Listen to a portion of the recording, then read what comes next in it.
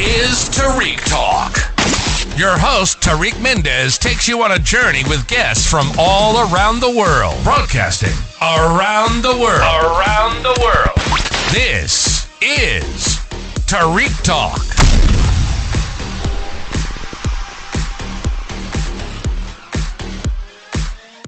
Hey guys, today we're here with Lawrence Ciarallo. How do you pronounce your last name? Sorry? Ciarallo. Ciarallo. Did I get it right? Ciarallo. Ciarallo. There you go. Very beautiful Italian name. So he's a fellow artist from R150. We're only a few studios down from each other. Thank you so much for being here, Lawrence. How are you today? I'm doing well. Thank you for having me. Do you mind start telling us about yourself a little bit? Sure. I live in Hoboken, New Jersey. I've been doing art for about 10 years, and I got started in that because I was a major in graphic design at Montclair State University here in New Jersey. And towards the end of my studies there, since we had to, as part of our curriculum, we had to take some fine art courses, illustration, drawing, painting. I kind of continued doing that after my studies, even though, my focus was design. And it was just something I did at nights, weekends, and I've just kind of kept at it since then. Something to do aside from my 9-to-5 job. Oh, nice. Yeah. Nice. The thing I like about your work is that how you do like mixed media with graffiti and stuff. Sure. Do you mind? I saw you on your Instagram. I was checking it out. You had like the Pele art, which I love. It was really dope. How do you do that? Like, how do you create like? I don't know how to do that. Medium, but it looks like media, like things glued to each other and then spray. Like, can you tell us a little bit about that? Sure. Well, actually, I believe the Pele one, I think it was with the newspaper and stuff. Okay, yeah. Okay, so that is actually, I do those in Photoshop, those portraits. Oh, wow. So that started because when I would do art markets and stuff, I would have my portraits on canvas, and they were priced at a certain price point. Yeah. And sometimes, especially at the markets, customers kind of want something a little bit more affordable. Mm-hmm. And so someone made a suggestion of doing prints, and because of the way I do my portraits on canvas, the method is first in Photoshop I make a rough sketch that I used to stencil onto the canvas. Now I project it on.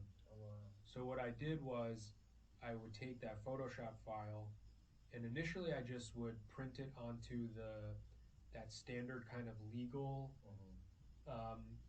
stuff that's at the back of the newspaper. Yeah. And then I was doing a fair, and someone else came up with a good suggestion. They said, well, it'd be really cool if the newspaper articles had to do with the subject. Oh, wow. And so that's where those kind of came about, where I started to add color to make them look sort of photorealistic. And then I started to, I would just Google search the person and add in news articles that had to do with them to make it a little bit more relevant. Yeah. I did see the one behind Pele's was in Portuguese. Yeah. And I thought it was like pretty dope. Like such a good attention to detail. And I also saw you do graffiti. A little bit. Bit? I'm not a writer. I'm not like, the best with spray paint, but a lot of, most urban areas or suburban areas, we're exposed to graffiti, United States, all over the world, wherever you go. And so I'm always looking to, especially my backgrounds, kind of add the grittiness. So I like doing that. And I also like, when I'm creating my backgrounds, that's the part of the painting that's a little bit more free. I'm not painting the subject. Yeah. I'm not painting the main focal point where I have to be a little bit more precise. So it's a chance to just kind of cut loose and do a little bit of abstraction and stuff like that. Oh, that's pretty dope. I always admired people that do graffiti with the stencils. Like sometimes it would just be like a portrait of somebody, but so many stencils go into that, and I love watching like videos. I think such like an intricate process. I saw, I don't know what you call those in English. It's like an electricity box. Sure. Yeah. They what call it a utility box, but I think it's mostly. Okay, I think it's mostly the electrical stuff that like powers or whatever the street lights and all that kind of stuff. Got you. Yeah. And then how do you approach it as an artist? Like, do you kind of just like freehand, or do you have to like plan things around when you do the graffiti murals? It really depends. A lot of mine are planned because they're usually projects that are done by the city Mm-hmm. or the town that Oh, it's okay. in. So it usually has a theme that you have to submit Oh, to. you can't just like randomly go and start painting it? No, I've never done like quote unquote Yeah. illegal work. Oh. You know, occasionally a little like a wheat paste here or there, Yeah. but I've never been one to like, you know, do stuff on the streets that wasn't Mm-hmm. Approved. approved. Yeah. I never done really unapproved work. So in those cases, the utility boxes they always had a theme, Oh, okay. and you know I just went with the theme, whatever it Oh, was. I always thought as long as it's like, let's say like family friendly or you're not like damaging private property, you could just add some flavor to it. I didn't know it was like that. Yeah, Strict. I guess it all depends. I mean, I guess it really all depends on, Yeah. you know, if you were to get caught. Depends Yeah. on I guess the cop. And Yeah. I guess it would depend on a lot of other factors. So when you're doing those, do people like do cops stop you and say, "Hey, do you have a permit? Can I see it?" Or No, I've never had that because I feel as though when those projects are going on, whoever is in charge of them, and again, it's Oh, usually like okay. a city and then art organization partnership. Okay. I feel as though the cops are notified. Already know, yeah. I've never had a police officer think that I was doing something illegally. Mm-hmm. Maybe because it's broad daylight, so Yeah. they don't think someone is so Yeah. brazen to just be To do doing it, that. yeah. Yeah. Which So- makes sense because like when you buy graffiti, like you have to give your ID nowadays. No, I never. Yeah, and like now, Yeah. certain stores even have the spray paint locked up. Yeah, exactly. You know, you have to yeah. be. I guess and you they have to be walk you 18. to the register when you're ready to pay. Yeah. That makes sense. I didn't know it was because of that. Yep. And then like who are your creative like influences? Well, you know, a lot of them are sort of like the the bigger names that everyone know, the Warhol, Basquiat, Keith Haring. You know, obviously Shepard Fairey. I was heavily influenced. You know, his stencil work and stuff like that influenced. But then there's a lot of local artists that whose work I really admire. Distort has a lot of murals in Jersey City. There's Was this. he at the art fair 14C? Yes, he was the Oh guy yeah, who had yeah, he the. has some dope murals. He does a lot of murals in the city. I mean, all over, and he has those. I don't know if he had the fire extinguishers, but it was the metal, and it was etched on the metal. He was in the showcase part, sort of by Bark the Dogs, like chair, Oh, okay. and it was. He does all sorts of stuff. I mean, he does murals, drawings, and he's done a lot of work on metal surfaces. And then he would have. I don't know exactly how he did it, but he would basically unravel like a fire extinguisher, Yeah. and he would etch and paint onto him. So Distort, Oh wow. you know, he's really great. Um, you know, there's so many local artists. There's a local artist he's based out of Newark, like Nuna Yawar, which I believe he used to go by Lunar yeah. New Year, Yeah. and so I mean his murals and his Is work. that the one that like has that lady with the like you only see her eyes in the mural? Um, it's possible. Possible, One yeah. of the one of the really good works he's done recently is in the new Terminal A at Newark Airport. He Okay. did a massive mural that was installed. I believe he did it off-site, and then it was installed.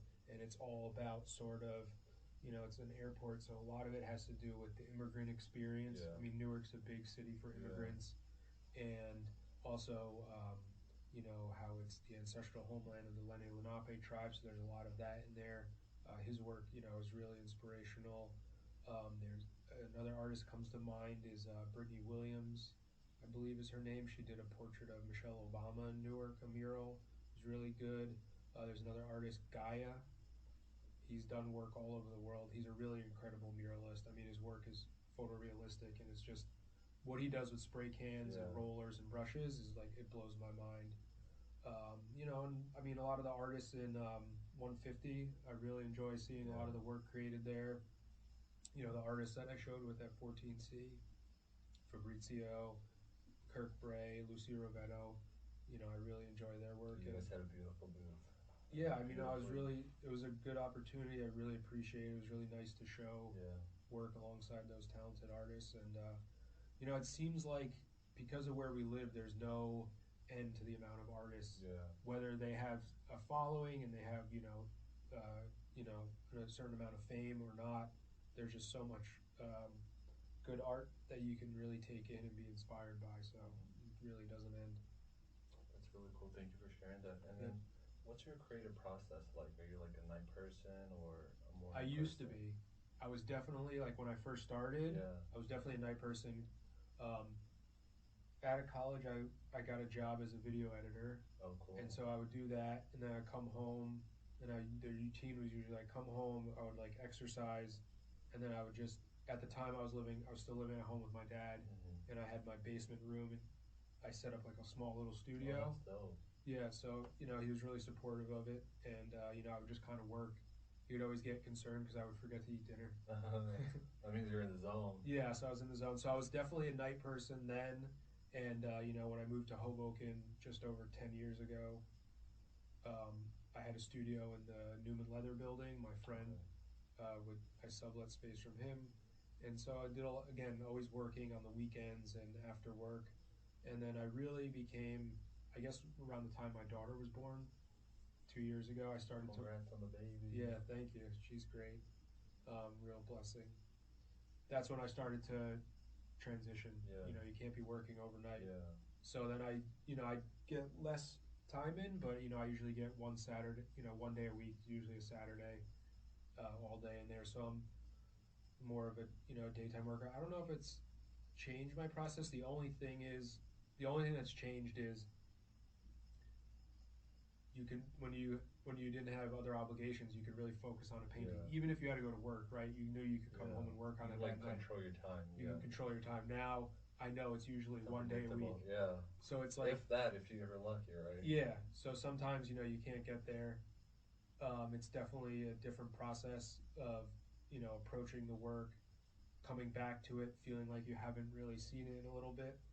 Um, but yeah, Wait, I have a question because I'm really confused right now because you said like 10 years this, 10 years this. How old are you exactly? I'm 37. Oh, wow. I'm gonna be 38 in Bro, I December. thought you were like 30, 31. Like, No, I'm 37. wow. Yeah, I was born in '85. Oh, wow, you look so young. Thank you. When you started talking like 10 years ago, I was like, wait a minute. I thought we were like the same age or something. Oh, that's No, pretty yeah, I dope. graduated from Montclair State in the winter of 2008. Oh, wow. Yeah. Okay. That's pretty dope. Thank you for sharing that. And then, like, how does your ideas work? Like, do you have to, like, do they just come sporadically to you, or do you have to, like, kind of go into, like, a state of, like, searching for ideas to get inspired for your project? I definitely think there's a lot of searching. Yeah. With the portraits, which I haven't done too many recently, but with the portraits, there's a little bit of I know who I kind of want to paint. Mm-hmm. I have a sort of running list, even if it's not written down in the back of my head of musicians, authors. I may read someone's book or biography and want to paint them. With the other works, it is definitely a little bit of a search sometimes because I use a lot of collage in my in the mixed media pieces. Sometimes it'll be because generally what I would do is I would have a whole bunch of newspapers. I'd go through them all, cut out the materials, and I have a folder. Oh, nice. And then sometimes it would be just going through the folder and almost letting the mixed media kind of dictate where the piece was going to go. But it definitely is kind of, it definitely is a searching, maybe going to art openings or even just walking around the cities, walking around New York, walking around Jersey City, walking around Hoboken. You get a little bit of inspiration. Sometimes, as we all know, a piece could sit for a year, 6 months, and then you come back to it because you have a fresh idea how you want to approach it. Actually, something I'm working on right now in the studio, I first started painting it in the summer of 2020, like during whatever, I guess it was past the lockdown, but it was still COVID, and I had started it, and I had put it to the side because, other stuff, commissions and other paintings I was working on, and now I just picked it up recently. Yeah. The idea of like the kind of graphic I wanted to put on it came to me, and so I've just started working on that now. Oh, that's pretty dope. Do you think having a child has like inspired you a little bit more to be like endless and boundless with your creativity? I think it definitely teaches you to be balanced. Mm-hmm. It does inspire me to be creative in the sense that it's a joy to show her my paintings, see her reaction. What's her name? Her name's Amelia. Amelia, shout out to Amelia. Yeah. She's come to the studio a couple times. Yeah. She likes art. I mean, most kids I feel like, because that's what she does in daycare a lot, is a lot of artistic projects. She likes to, paint and color in her coloring books and stuff. So it's it's like with parents who are musicians. It's always nice to expose your kids to those things. It's definitely an enriching thing, and she's definitely an inspiration. Uh, she doesn't. I wouldn't say she like directly inspires any piece in particular, but yeah, she definitely inspires me in certain ways. That's really dope. Because when I had the first episode, I was talking to Masha. Shout out to Masha. And we were talking about like where do you see ourselves in the future, and then she mentioned, and I agreed, like having your kid in your studio probably seems like the ultimate coolest thing ever, and you're doing it. So congrats on that. Yeah, it was really great when she comes in and just sees it. Yeah. Because we show her the pictures. You say that's Daddy's painting, but then she comes in and she sees some of them in person. And what's her reaction? Is she like, yeah, she'll I like it, or I mean, kid, it's like anyone, the colors are so stimulating because a lot of my work is colorful, so definitely. she really likes that, and yeah, it's really great. And what's your favorite medium? Do you like to do like graffiti or painting, or do you have a preference, or you just kind of like a little bit of everything? Since I haven't done too many portraits, I like the mixed media pieces, and they're mostly acrylic with a little bit of spray paint. That seems to be the medium that I'm going, and I kind of like some of my work can be a little more graphic, so I like that the depth that mixed media gives you. Whereas you're collaging, then you're painting on top of it. It definitely adds to the feel of the piece. Okay, dope. Do you think, as previous episode we talked about this, do you think having like a art studio has helped your work and like your discipline as an artist? Yeah, definitely. Um, I remember when I first moved into the Newman Leather building, one of the things I found beneficial was to have, um, the people in the studio were my friends. They were doing, they weren't artists. They had like a startup, but it's just always good for people to see your work while it's going on. And even if they're not artists, it's not like you have to listen to every word they say, but it's just good to have feedback, And it's, sometimes it's good to hear like someone be like, I don't like it. They're not always gonna be like, oh my God, this is amazing. Like constructive criticism. Yeah, it's always good to have that. It's good to have, people coming into the studio and seeing your work.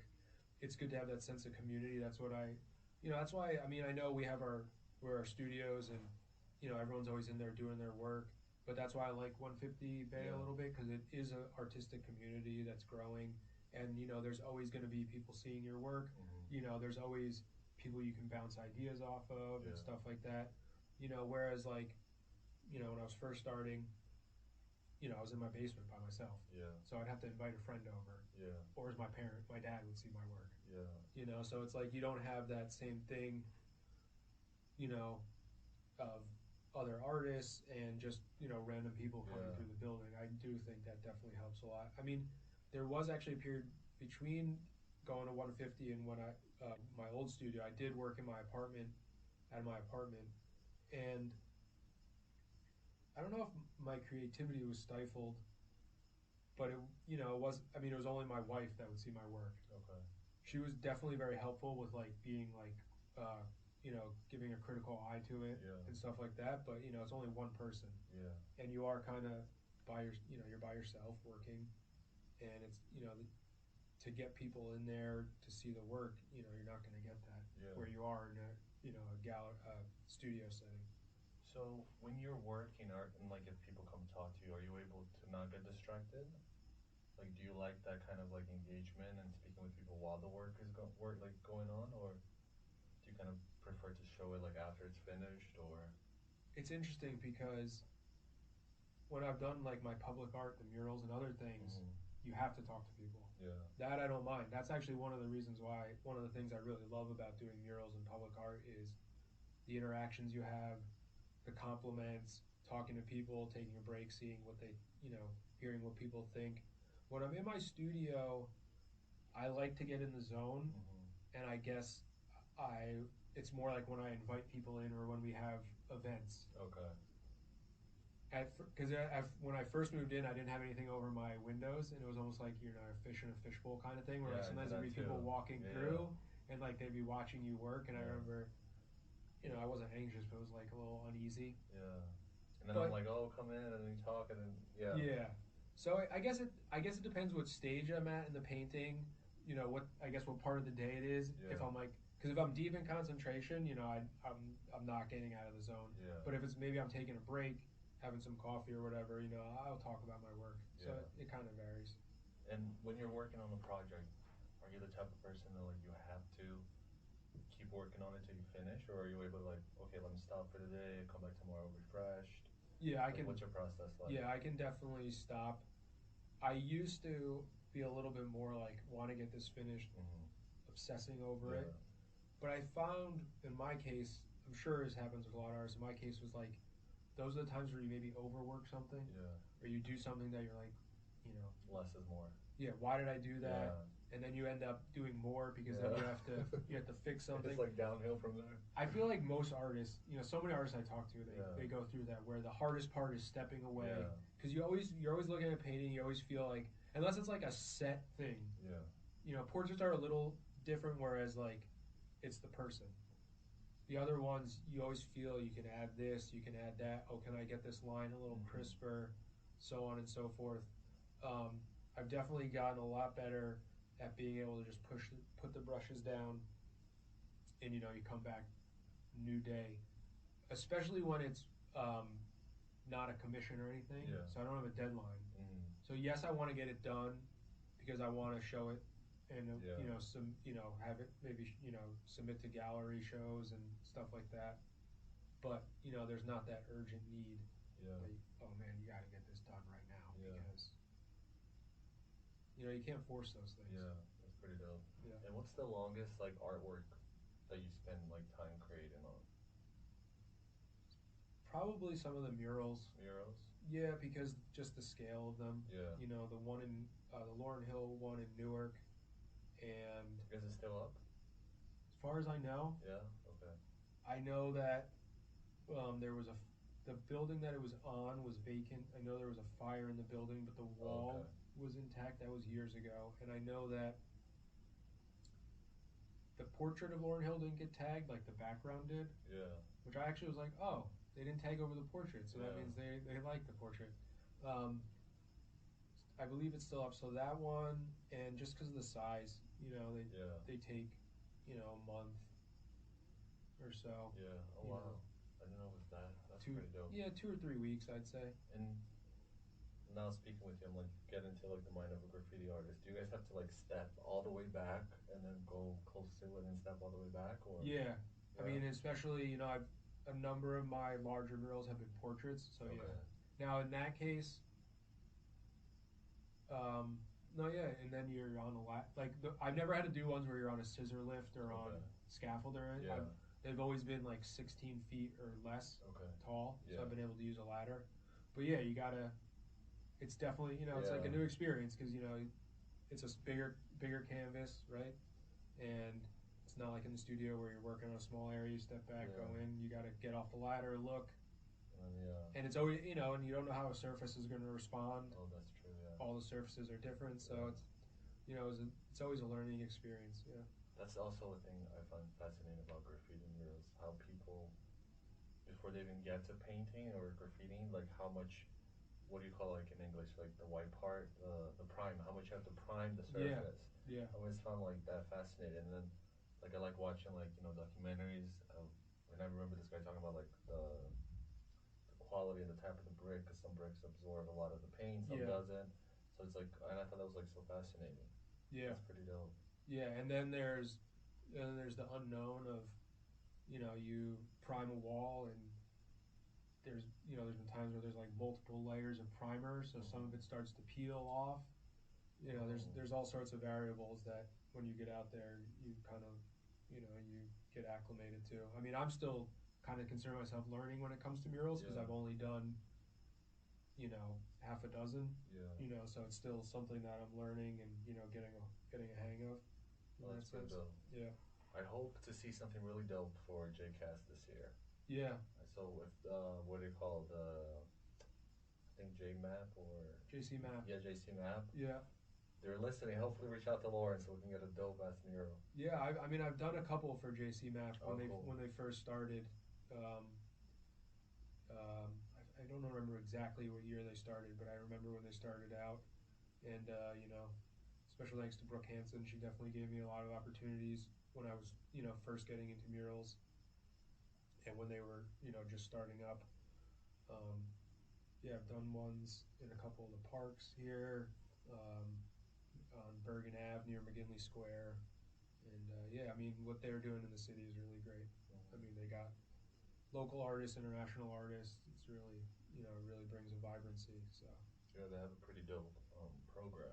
yeah, and they, you know, the thing they do with the kids, the high school kids. I didn't know about that. Yeah, they have a youth program. They even have I think they have a summer camp, and they have every year. There's Catherine Hart is one of the artists, and there's another gentleman.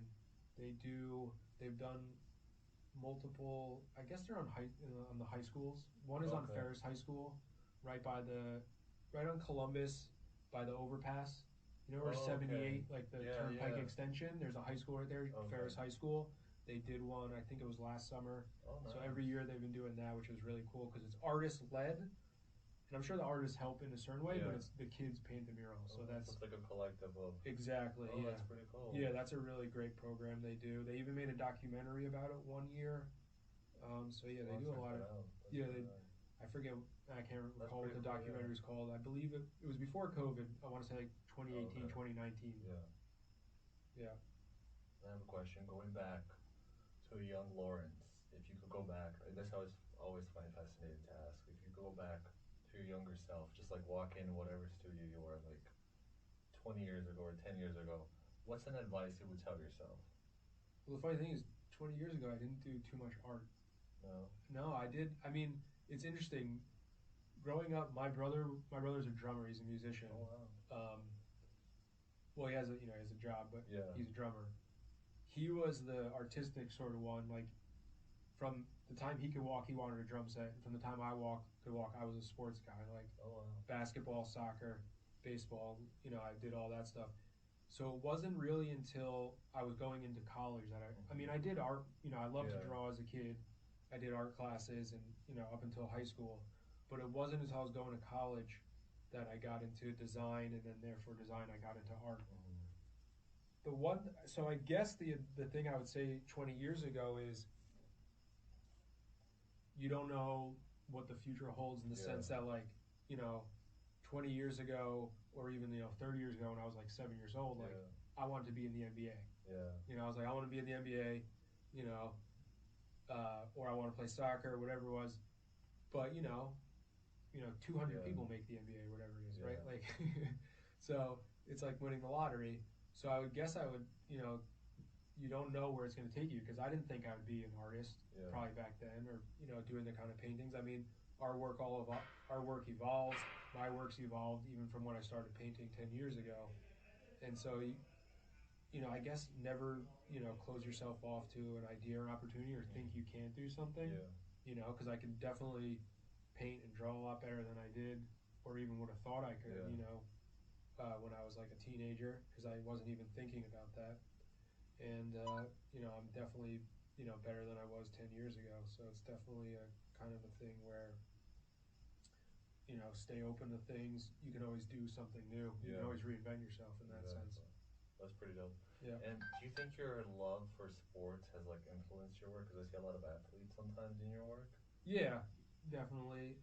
You know, kind of the people that I've painted, you know, it's usually someone I've admired, you know, or, you know, someone whose example I think everyone could learn from and stuff like that. And I kind of see, you know, I know they're different entities, but sports, arts, fashion, music, it's all part of, you know, the culture of wherever you live and, you know, wherever you are. And so that's, you know, definitely, you know, part of it where, you know, I don't see them kind of completely separate. You know, you can. They're all like influenced by. Yeah, you can. Yeah, you know, you can be influenced by the work ethic of an athlete and apply that to your artwork. Yeah. Or a musician or a writer or whatnot. That's pretty dope. Going back to the murals, how did you like as you mentioned, your love for sports and everything. What was like the moment during college that you started to do art and practice art that you felt like, oh wow, this could be something that I really enjoy?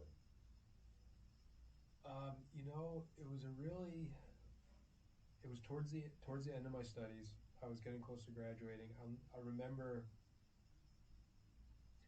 having, the painting classes, not being particularly too good at it, not necessarily having, outside of the assignment, not having a focus or desire to do it, being, I guess, intimidated because, it's like anything. It's like you look at someone's painting, you say, how do they do that? And I wish I could remember the teacher's name.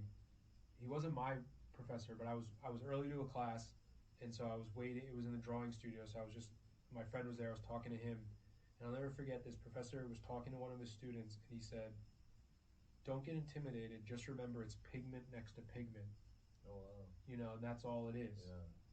Because the mistake I made, I'm sure a lot of people make, is you look at a hand or you look at anything, you're trying to draw it exactly and trying to make it perfect. But if you're trying to draw the hand or the apple or whatever it is, you're not going to, because you just kind of have, I don't know, you just have so obsessive trying to be perfect. Exactly, right? So I remember that kind of unlocking something in my head, because of the design work that I was, studying and doing, just always, loving seeing art, the kind of art that I really enjoyed, the muralist, the graffiti, wanting to do something like that. And, obviously around that time, Shepard Fairey, I mean, I know he's, still very famous, but that was at the time of the Obama Hope poster. So he was like, really blowing up. And I just remember thinking, like, there's always a way to express yourself, right? He uses stencils. There's always a medium. So I was getting into stencil work, and I remember just making little one-offs. I would give them to my friends. Oh, that's dope. Yeah, I would just, like little. I remember the first one I made was actually the very first stenciled portrait I made was of Zach De La Rocha from Rage Against the Machine, the lead singer. Oh wow. And I was just, I remember, I guess it's like one of those things. If you a musician, you write a song, you see the end product, you're like, oh wow, like I'm gonna keep going at this and see where it takes me. And I guess, that's really, really all it was. And then and then the second part of it, I always saw working in the studio or working at home, wherever I was working, my art was a way to not be going out and wasting money on nonsense. Not that I didn't. Not that you didn't, because you had to buy some art supplies. But not that I didn't like go out and party. But you see, we all see it. You see young people and they have no real direction or focus. And their main thing is just getting messed up on the weekends, getting drunk and doing all that kind of stuff. So it was like, what am I going to do? I'm not just going to do this all the time, and I'm not just going to party my life away. So was it like a conscious choice, or just like subconsciously you saw your friends? No, it was a conscious choice. And not because I saw anything terrible. It was just, maybe it was part boredom. Going to similar places, doing the same old things, kind of thing. But it was, and also I had a lot of friends who were musicians, so I'd always seen them have that outlet, right? Where, we would hang out, party, whatever, and then they would have something to, kind of do. And so I guess once I transitioned out of playing sports, I was looking for something else. And it was just a good way. And then especially when I moved out and I moved to Hoboken, it was even better way to not be going out and wasting money at bars and stuff especially like that. Hoboken would be so tempting. It was so many bars. it was very, very tempting, but it was a good way of not doing that and not, because at the end of the day, it's just a waste of time. Oh yeah, definitely. And going back to inspirations, how do ideas come to you? Like for me, like when I'm in motion, when I'm waking up, going to sleep, those are like when I have the best ideas. Like when I'm driving, how, like, I don't know, is it like a spiritual thing? They just like pop in your head, or I have similar experiences. You're saying I could be driving. I should really probably start putting, like, I know a lot of people put a notebook next to their bed to just even write things down. because that happens to me more so when I'm waking up, not necessarily maybe when I'm going to sleep. But yeah, I just, for instance, that the piece I was talking about that I had started, 3 years ago, and I put to the side because I knew what I wanted to do in terms of the background. I knew kind of the subject matter, but then the graphic that went on top, I didn't really know what it was. And then the other day, I just had this idea of, because the piece is based on, there's a song. Are you familiar with a group called Run the Jewels, the hip hop group? No. They're a hip hop duo, and they've been around. I don't know how long. Anyway. Is it like during the Beastie Boys era? No, they're right now. Oh, they're my bad. Well, one of the guys, they've been rapping for that long. They're older than I am. I believe they're both in their 40s. So these guys, one guy's from Atlanta, Killer Mike. He's done songs with Outkast going back to the 2000s, and then the other guy, LP, is from New York, and he's been rapping, since like the 90s. Yeah. They've both been rapping for a long time. Anyway, they formed this duo, and in 2020 they came out with, I don't know, I think it was their 4th album. Anyway, there's a song on it, and the hook is, "Look at all these slave masters posing on your dollar." Oh wow! All right. Yeah. So, I made this. It's actually a whole bunch of skateboards that I mounted on wood, and I had collaged all the skateboards, and then I was just doing random spray paint, splatter paint, and then I had this stencil that just said "Look," and I just was spray painting that stencil all over it. So I had this big canvas, and it just said "Look" everywhere. Yeah. But then it was, so I knew that, I was basing it off the painting. I got the idea, I understood kind of what they were saying in the song, but what's the focal point going to be? And so this idea of a graphic that had, there's a businessman in a suit with, he doesn't have a head though, and then there's telephone lines and a city skyline that connect to a picture of Harriet Tubman and I don't know if it's Federal Hall. Anyway, where the people who wrote the Declaration of Independence met in Philadelphia, and then there's some flowers around it. Yeah. And I got what I'm trying to convey in it is the connection from the creation of the United States of America through the period of and then through the period of slavery.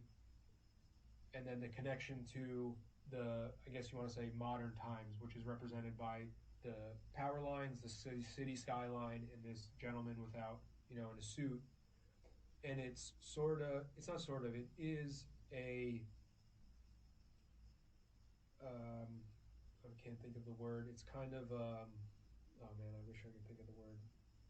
It's on the tip of my tongue. It's not investigating, but it's exploring the idea of the beauty that can exist in this country despite all the flaws, the plurality that exists in this country, where you had a country created with a declaration that said all men are created equal. We know they weren't. We know there was slavery. We know there was Jim Crow. We know there was all these terrible things. But then there's, the businessman represents capitalism. So there's the negative, but then there's the positive of there's still beauty that exists. That's what the flowers kind of represent. There's still beauty that exists within this. There's still progress that has been made. There's still wonderful things, and there's still something very beautiful about a multicultural, multi-ethnic, multi-religious, multi-everything democratic society. Because I always focus on the people. Our government has many faults. And we could talk about those. That's an endless thing. Forever, it could be here forever, and you can use any country, right? Governments are governments, but the people, the people are beautiful, and the people are what push social change and all that kind of stuff. So that's where I was really going with that. But that idea didn't come to. I mean, I pushed that aside for 3 years, and I couldn't really. But then the other day, just like you're saying, it's almost you could be in the car, or you could be running, or whatever, and comes into your head, and then. In that case, then I try to get quickly on working on at least a graphic or something just to get it out of me.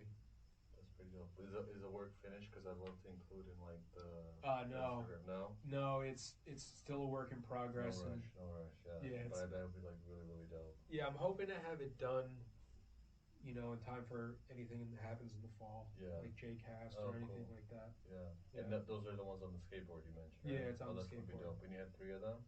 No, it's actually one painting. No, like you said, you had 3 skate decks. Is that Oh what no, you it's said? actually, I think it's like 8 or 9 Oh skateboards. wow. Yeah. And did you like take the wheels out?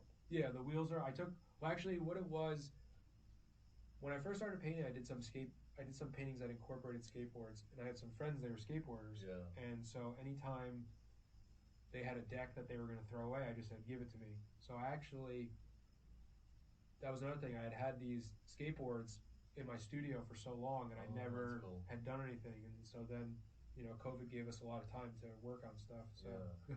I That's did amazing. I did get a lot of ideas out during the first parts of COVID. So when you're working on something and you kind of feel like it's not going anywhere, to you, you're like, "Oh my God, this sucks. Like, I wasted my whole day." Are you the type to like throw it out and get angry, or do you like kind of leave it like in the corner of your studio and think, "I'm gonna go work back on that"? I'm not the kind to throw it out. I am the kind to I will put it to the side and go Uh-huh. back to it, and I'm not afraid to paint over it. I had a Mhm. painting I'm actually doing for my dad. He wanted something like he gave me like a general outline of what he wanted. He showed me some pictures, and it was I was talking to my wife about this because every day in the studio isn't perfect, obviously, Yeah. and sometimes you have those days where you spend 6-7 hours and when you stand up and you leave, you don't like what you see. Yeah. So I worked on this painting for my dad. You know, I spent a whole Saturday, and when I was leaving, I said, this looks terrible." Yeah. You know, it does. I mean, it wasn't completed, but it was Yeah. getting towards there. I was said this looks really bad, and I don't like it, and it doesn't feel good to have spent all this time in the studio Yeah. today. But you know, so I painted over it. Yeah. You know, I always am. Uh, you know, coaching myself, you can't go into the studio every day with the expectation that you're gonna, you know, have a perfect day where Yeah. you're gonna get, you know, exactly what you want to do done, and it's gonna work out this way. It's just not how Yeah. art is. I think my mind has, you know, I have to switch my mind off from because my day job, I still work in a crate shop. Okay. It's very straightforward. Yeah. You get a piece of paper, Like black and white. you Yeah. cut the wood to the Yeah. size, and you put it together. And you know, Yeah. there's not much there's Yeah. nothing. There's no creativity to it. You know what I mean? Yeah. So you have to change your mind a little bit and realize that you're gonna have bad days. You're gonna have good days. You're gonna have days where you want to paint over it, or maybe you want to throw it away. Mhm. You know, stuff like that. And like, how do you cope with that? Because to me, there's nothing worse like when you have a great day. Like when I go to the gym, I did everything I have to do, and I'm like, oh, today's going perfect. It's 11 a.m. I woke up early, then you get to the art studio, and then everything goes to like crap. Like, how do you cope with that? Do you like have a mini mental breakdown? Like, you know? I guess I don't know. I'll talk to my wife about it. Yeah. You know, I'll just be like, man, you know, today was really bad. Yeah. The painting looks terrible. Yeah. You know, I wasted a whole day there. Um, yeah, I guess. I mean, I try to avoid having the breakdown where just reminding myself that days like this happen. Yeah. I think I guess it would also depend if it was a commission Yeah. or something like that. There's a deadline, as you said. Yeah, or if there was, you know, again, if there was some type of monetary, if there was money on the line, Yeah. you know, maybe I'm sure I would react differently. Mm-hmm. You know, in this case, it's a little bit more, it's definitely more free, so I didn't have a similar reaction. But yeah, there's been times where it's, you know, someone that's a commission or something, and you know, it's really frustrating you, and you know, you really get close to losing it. Yeah. In that case, step away, Yeah. take a deep breath. Immediately, ASAP, Yeah. right? Yeah, step away and just get a hold of things. Yeah. And then what's your creative process like when as soon as you get to the studio, you're able to like get to work right away, or you kind of like chill, have a coffee, Yeah. whatever, relax? Yeah, I'm more so where I relax. Yeah. You know, I definitely agree with the notion of sitting with your work, Yeah. and obviously it depends if I'm starting something, Yeah. maybe I'll do a little bit right away. But if I have something work in progress, I'll come in, you know, have some coffee, look at the work a little bit, put something on the computer. Since I'm working on Saturdays, usually I put some soccer on in the background, my laptop, and yeah, then I'll get to it. But yeah, give myself, I don't know, 20, 30 minutes. Yeah. usually I have some notes I've taken to writing notes like next to the painting, Oh wow. because like just in case I forget something when I come back the next week, so I go to my notes and stuff like that. If I'm starting a painting, and if I'm gonna collage or mix media, I may just right away jump in and try to get something down and then take a break. But yeah, I do really enjoy coming in and sitting with it, looking at it, and then going from there. Oh wow. And have you always been like that? Like as you like what you said, I'm like now I'm like that in my life. But like when I was younger, like 10 years ago, I was just like be able to just go in, boom, boom, boom, get things done. But now like the process is to me is more inspiring. Like to sit there, as you said, have a coffee. Yeah, definitely. I think when I first started, I was like that, just jumping right in, and then I found that if you think the direction it's going in, but I don't want to say you mess up, but you mess up Yeah. to a degree. You maybe do too much. Yeah. You go a little overboard with a certain element or something like that. I My feeling is when you sit with it more, you think about it more, and you really get a clear idea of what you want the piece to be saying, and that's definitely important to flesh that out before you go in. Sometimes, I would just jump right in and I didn't have a clear idea, and that often what happens, you just end up wasting time. Yeah. So try to avoid that. You make, the optimal use of the hours you have. Yeah. And since you do graffiti and like multimedia, do you sometimes use like the byproduct of things? Like as you said, you keep like a folder with collages for future projects. Do you like I really like when people kind of use like the spray can or like the cap into their work. Do you do anything like that? I did Yeah. when I was first painting. I have some. I don't even know if they. Some people probably have them somewhere. Some I got rid of just because they weren't. It's kind of like not necessarily the style. Didn't really match what my art had progressed to. But yeah, I would.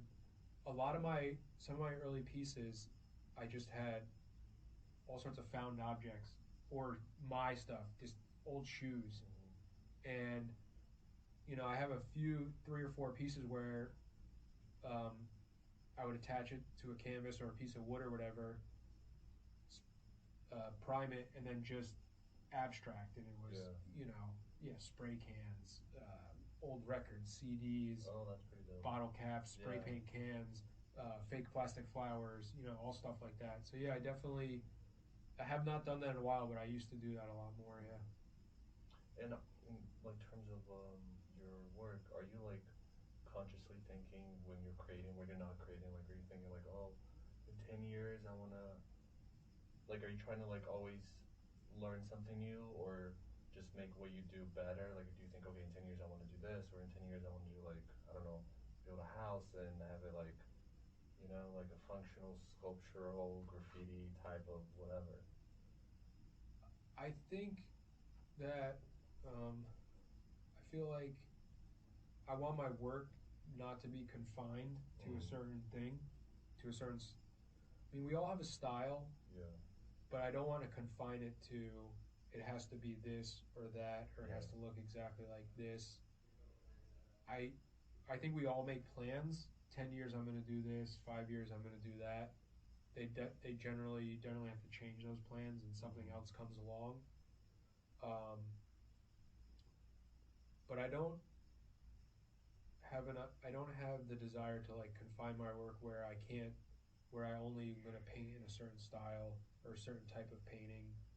I feel like all artists should feel free to do, not whatever they want, but express yourself. Yeah. Because, I mean, so many artists have had different phases, and their works look different, or they did this or that. Because, I guess it's the distinction between a commercial artist and, I don't know, fine artist. I guess is too. Sometimes it seems like too hoity-toity of a word, but that's kind of the difference. I'm not against commercial work or commercial artists. There's they're very talented too, and they produce great work.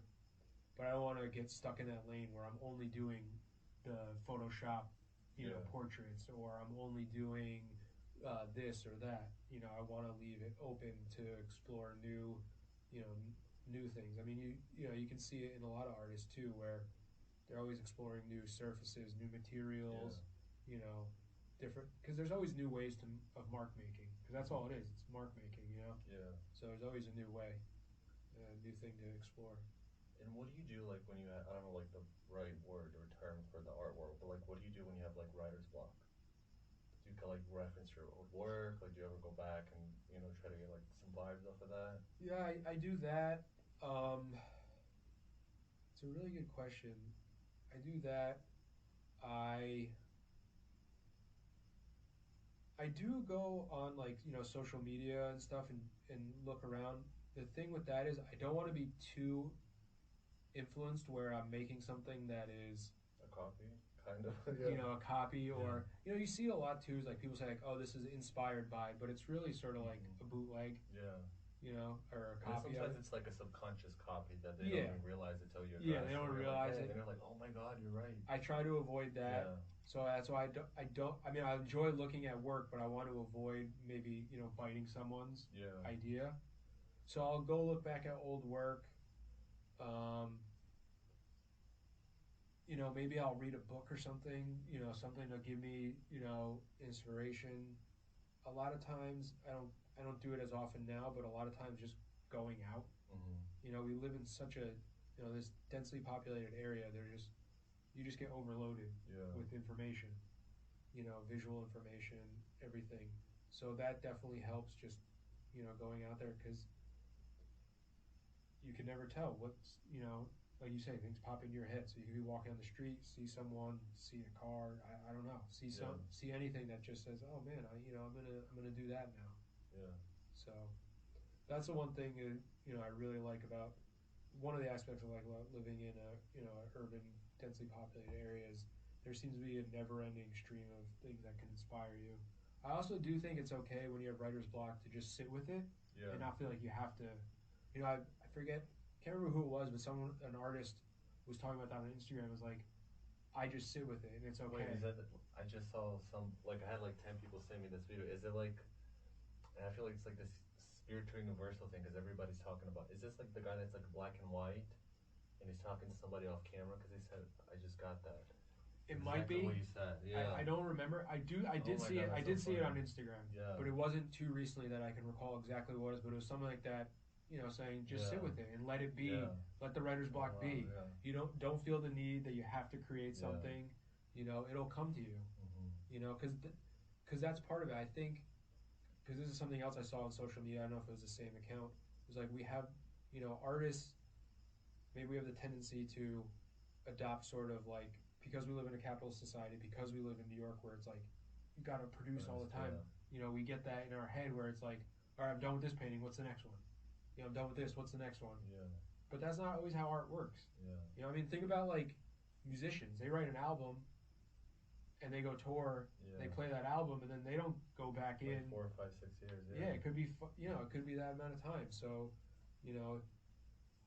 but then I understand the opposite, because I'm the same way. Is like I want to be producing new work. I want to be putting new work out there for people to see and stuff like that. So that's always the constant back and forth. And do you keep like an archive of your work, like the earliest piece you've done until now? Like do you have like images saved or something like that? I think so. That would be really cool to see. I think so. The Zach De La Rocca one. I know I have that canvas somewhere. I'm sure some of my friends still have the original canvases that I did for them of the portraits, like real crude black and white stencil with a colored background is basically all it was. I know some of them have those. Some portraits, pictures of some of the artwork has to exist somewhere. If I don't have them, somebody's got to have them. And I mean, I think I have an archive of them somewhere. I feel like I photographed a lot of the work. Maybe I deleted them, like if I took them off my website. Yeah. And then some of them, like some of the early paintings I was saving, saying, oh, these are my first works, but then I whittled it down to kind of 2 or 3 that I said, okay, this is, this was really what I want to save, and then the rest I think I got rid of. Like, what advice do you have for young artists that are starting out, but they don't know how to do it? Like whether it's somebody that wants to go to art school or not. Like, what advice would you give them? Some of the advice I always got that I kind of pass along, and some advice I've heard from musicians and having, friends and my brother, like I said, being in bands for so long, is you just have to do it. Yeah. Meaning, Go for you it. do your artwork, and then whatever opportunity feels right, do it. Because the goal is to get people to see your art, whereas musicians want people to hear their music. So if that means getting a vendor, like a street vendor permit, and setting yourself up on a sidewalk in New York City and trying to sell your artwork, or in Jersey or wherever, if that means doing street fair, I did a lot of street fairs. I did, art markets. I applied to open calls. I did, you hear a lot of, really successful artists talk about it. It's, hustle, a grind mentality of always getting out there. You meeting, because when you get out there, you meet other artists. You meet, people that might give you an opportunity. Unfortunately, one great tool when I first started painting, I was late to it, but Instagram was great at one point for connecting with people organically. Yeah. In 2012, I remember my friend for years had been like, dude, you got to get on Instagram. Dude, you got to, and I didn't understand why. I was like, why is he telling me to get on? Yeah. Because I looked at it like Facebook, I was like, it's a waste of time. But I got on Instagram, and it was still chronological, and it was still organic. And this is so much chronological, and organic. The amount of connections I made of other artists whose work I admired, who would like my picture because they just saw it or whatever. Stuff like that was great. But yeah, I just feel like it's doing it. It's creating your work, yes, but then it's doing whatever you can. Every opportunity, right? A musician will play any small bar, any small cafe they have to, because for most of us it's not going to work out. Exactly. I don't make a living off of my art. I make a side income, but I have a main job. But if you want that fulfilling thing, because most people, they work their job and they go home, and maybe they watch and again, I'm not like judging anyone, but they watch TV, they watch Netflix, they whatever, they spend time with their family. That's great. Art for us, if you're an artist, that's your fulfilling thing. And then some people have other activities, right? People go exercise, they play intramural sports, whatever. If you're an artist, that's your thing, and then hopefully for you it works out. And then understanding that you're gonna have to put a lot of time in. You don't have to hear it from me, but so many artists, musicians talk about 10,000 hours, 10 years. Like they were like 300 songs until they I was an overnight success, song, and it took me 10 years, right? Yeah. We generally only see someone when they get notoriety and fame. We don't know that they, like the struggle era. you don't know that they were selling, their paintings for $10, and they were doing the same They're thing. in front of the mat every day trying to get. Yeah, exactly. Sending emails out to everyone, trying to get people to come out to their shows. So I always look at it as like it's a lot of hard work. It's a lot of investing your time and your energy, and then also accepting that it's not going to happen overnight, and it may not happen to the degree you think. Right? I'm sure in the back of my head, I thought, oh, in 5-10 years, I'll be doing art full time. Yeah. Because you make certain gains, and you're like, oh, but we know it's not linear, right? It doesn't go. The line doesn't just go like this. Yeah.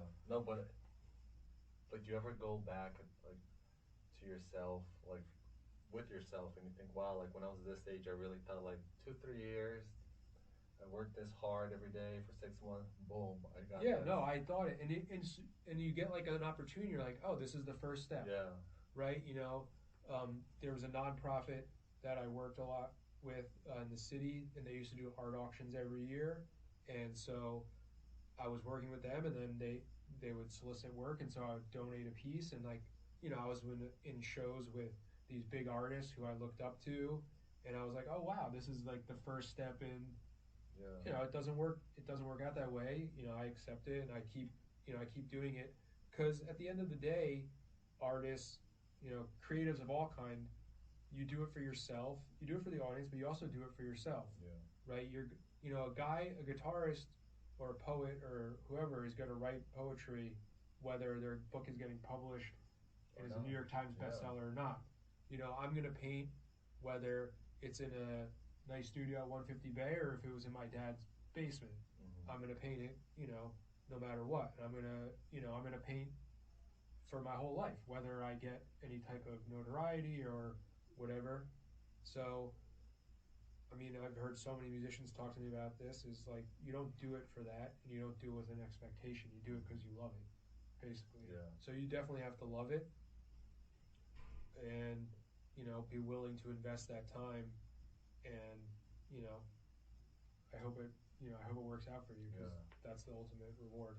And another question, that was a beautiful answer, thank you. Another question, from like a business strategy, because a lot of, I think everybody, like when they start out with artists, they don't realize having like a business strategy versus like an artistic talent strategy is two different things. What's an advice that you kind of like wish when you were starting out, you kind of like thought about or knew of, that you think that was like an advantage? Well, you know what? One of the good things was I had a professor in my last year. She was a design professor, and she was always, I know design is a little different, than painting and fine art and stuff, but she was talking to us about that. She would always say, don't forget, this is a business. I know you're a designer, and, we had a lot of really talented illustrators in our design classes who were, a little bit more, on the fine art side, but don't forget that you're a business, meaning sit down, establish what you think you should get an hour, and apply that, to it, because it's always hard to think, oh, I'm going to charge hourly for this drawing or for this painting. Now, you may not necessarily always get to do it that way, but approach it that way, because it's definitely hard for artists, because you don't want to think of your art as a product. But if you're selling it, it is a product. For sure. So I guess determining what you think you should get, always looking at it as such, as a business, so that you value your time and that people will value your time. We all, a lot of times, myself, I'm sure a lot of other artists, you make the mistake of, devaluing, undervaluing yourself, doing something, I guess, sorry, to pivot, one business thing I would say is, if someone's asked, don't ever do work pro bono or for free unless you believe in the mission of the company. I'm sure you've had it. I've had opportunities where it's not a nonprofit, trying to get work for free, and I would always say no. I had older, I had my brother's a little bit older than me, and he has some friends that were artists too, and they would give me that advice. As tempting as it seems, it's not free. You don't walk into a restaurant and say, I'll say something really good about your steak if you do this, if you give it to me for free. That happens a lot in art. In design, though, they say like, oh, I'll promote you. It's good experience. It's good exposure. So, think of it that way. Unless it's something, an organization that you strongly believe in their mission, right? Like, I had no problem donating a painting to that nonprofit I talked about, because I believed in their mission. I believed in what they did, and what they continue to do, I think, is really, valuable. And knowing your worth, reading the market, because I always had colleagues always say, well, how do you know how much to price your artwork for, non-artists and artists? I say, I don't, I go out into the world, I do an art market, I do an art fair, I have a price on there. If it sells, or if I get interest, I know that it's priced appropriately. Or if people are kind of, like, I don't know, I know that I need to bring it down a little bit. Also, knowing your audience, like something like 14C, you're going to maybe price a little higher than if you're doing a street fair, right? And also if it's a work on canvas, if it's a print, so on and so forth. So, I mean, like anything else, though, it's like a learning experience, right? I think the most important thing is, the more you get out there, the more you'll learn about it, right? Because the more feedback you'll get, and, there's, for all the people that don't want to give you advice, there's always going to be someone who's been there before you that's going to be willing to give you advice, You're like the Tony Robbins of the art world, dude. No. That's so dope. And I finally remembered the question that I wanted to ask you. Okay, I forgot cool. earlier. Because I have a lot of problem with this. Are you able, because you said you work with, like, your job is very black and white during the day, it's very precise, it's like mathematically. Are you able to, like, how can I word this? Are you able to kind of turn off your business brain and go into an artistic brain, like in the same day, or not too much, like, Yeah, yeah? I am a little bit. I don't often paint during the week Yeah. after work. I do sometimes work on the computer creating graphics or whatever for it. Yeah, I am. I mean, I come home and I have dinner and stuff. It's hard because, you know, a manual labor job is physically draining. Yeah. So you're tired. Emotionally, spiritually, Yeah, physically, exactly. everything. Sometimes yeah. the last thing you want to do is sit at a Is do computer anything else, and yeah. to do anything else.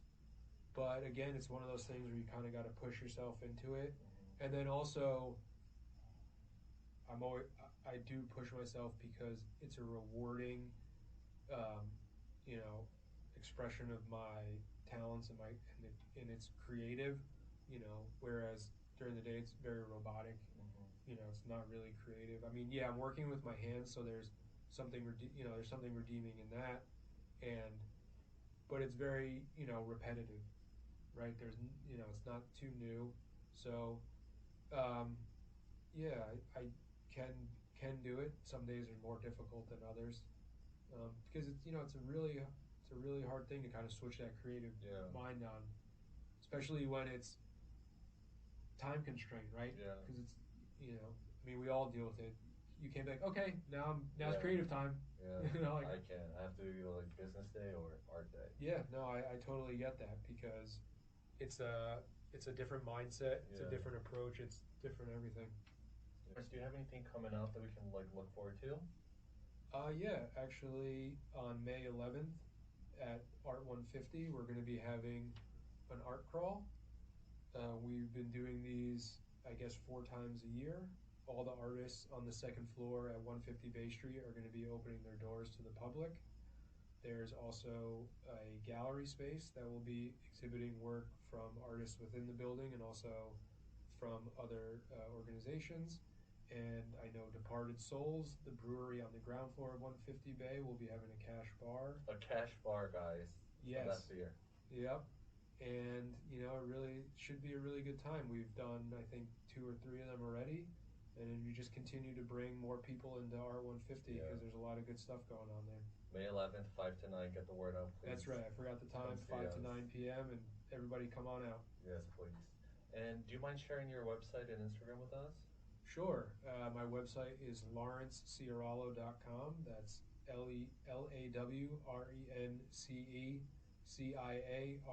Lawrenceciarallo.com. And my Instagram is Lawrence Ciarallo, spelled the same way. Okay, perfect. I was just about to ask you because I was like, I have no idea how to even spell it or attempt to. And another question that, because we had previous artists get like inquiries about commission. If people like your work, but they want to like gift for like Mother's Day or Father's Day coming up, can they like reach out to you for commissions? Are you open for commissions? Yeah, I'm open for commissions. If you're on my website, there's an email that you can hit, and you just send it on over to me. And open for commissions. I've done digital work for people and works on canvas, all sizes. So. Perfect. Yep. Thank you so much for coming on the podcast. It's been a pleasure having you. Thanks for having me. So interesting to talk to you. Finally, we meet in person. Yeah. But yeah, thank you so much, and hopefully we see each other around on your next adventure. Sounds good. Thank you. Thank you. Bye. Thank you for listening to Tarik Talk. Follow Tarik Talk on all social media channels and check out the video interviews online.